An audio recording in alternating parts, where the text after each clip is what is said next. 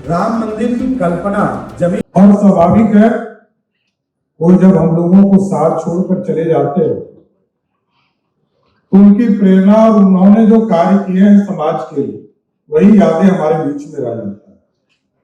लेकिन स्वाभाविक है, परिवार के लिए, समाज के लिए यह तकलीफ देने वाला दिन होता है पुण्यतिथि, जिसको ना चाहकर भी मनाना पड़ता है। और समाज, क्योंकि प्रेरणा इसी से मिलेगा, समाज कैसे आगे बढ़ेगा, क्योंकि समाज में लोग आते हैं जाते हैं। भगवान प्रभु श्री राम को भी जाना पड़ा, भगवान कृष्ण को भी जाना पड़ा, और सभी समाज आगे इसी तरह बढ़ता चला है।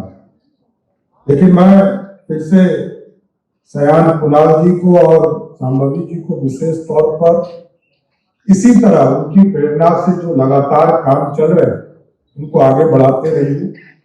लेकिन दो चीजें जरूर कहूंगा कि उनकी प्रेरणा से हम लोग तो जब छोटे थे और जब पहली बार 1981 में पटना आए और उसके बाद लगभग 4 साल 5 साल के बाद हम लोगों को याद है कि वो पटना के एसपी के तौर पर काम कर रहे थे, तब से उनको देख रहा हूं और देखते रही रहा।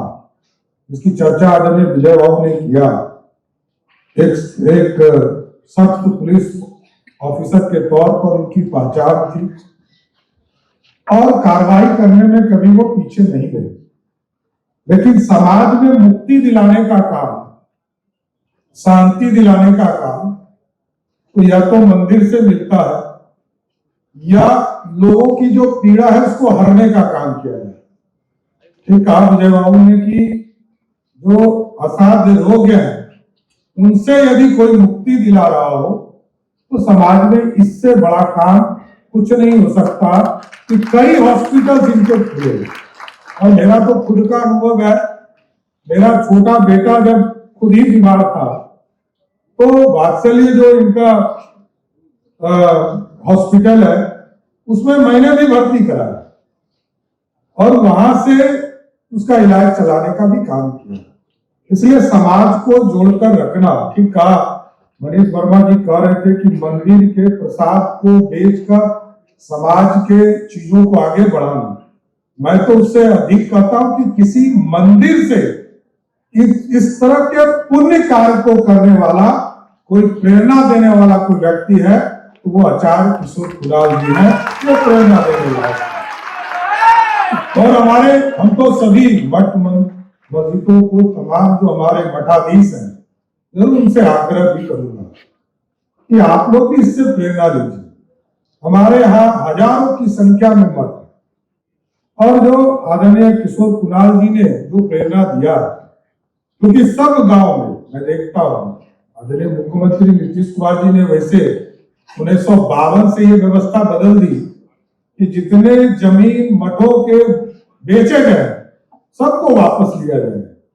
लेकिन इसके बावजूद मैं कहता हूं कि सभी मठ मस्जिदों को, मंदिरों को कई कल्याण के काम करने चाहिए, स्कूल चलाने चाहिए, हॉस्पिटल चलाने चाहिए, जहां नहीं है उसको स्थापित करना चाहिए। तभी आगे समाज में आपके प्रति और लोगों के प्रति, आपके प्रति उत्साह बढ़ेगा। और जहां तक दो चीजें, एक तो मैं इसलिए भी किशोर कुणाल जी को विशेष तौर पर बधाई भी देता हूं, अब तो हमारे बीच नहीं है, कि जब राम मंदिर की कल्पना जमीन पर उतरने लगा तो सबसे पहले व्यक्ति थे जिन्होंने 5 करोड़ रुपया चंदा राम मंदिर ट्रस्ट को अयोध्या में देने का काम किया। ये अपने आप में होता है एक सहयोग के तौर पर। बाद में उसको बढ़ाकर और 10 करोड़ रुपया तक की बात उन्होंने किया, उसको देने का भी काम किया। लेकिन ये प्रेरणा, आज जो देश में डिस्प्यूट थे उसको खत्म करने का समय है।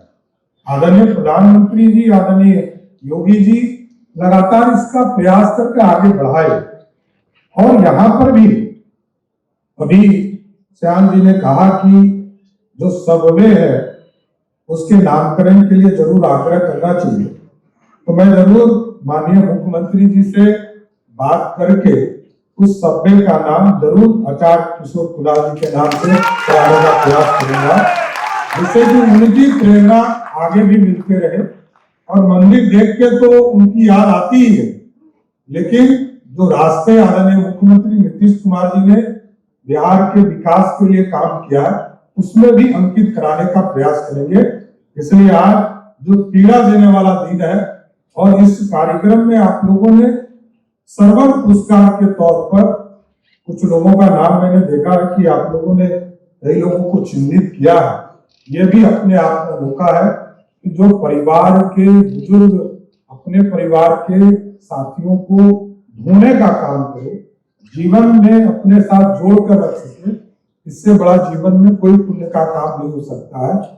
किशोर कुणाल जी ने समाज को आगे बढ़ाने का काम किया है, समाज के साथ धार्मिक अनुष्ठानों को आगे बढ़ाने का काम किया है। उसी तरह इस कार्यक्रम से जो आपने शुरुआत किया है श्रवण कुमार पुरस्कार, इसके लिए भी विशेष तौर पर बधाई देते हुए मैं फिर से आचार्य किशोर कुणाल जी के चरणों में पुष्प अर्पित करते हुए उनको नमन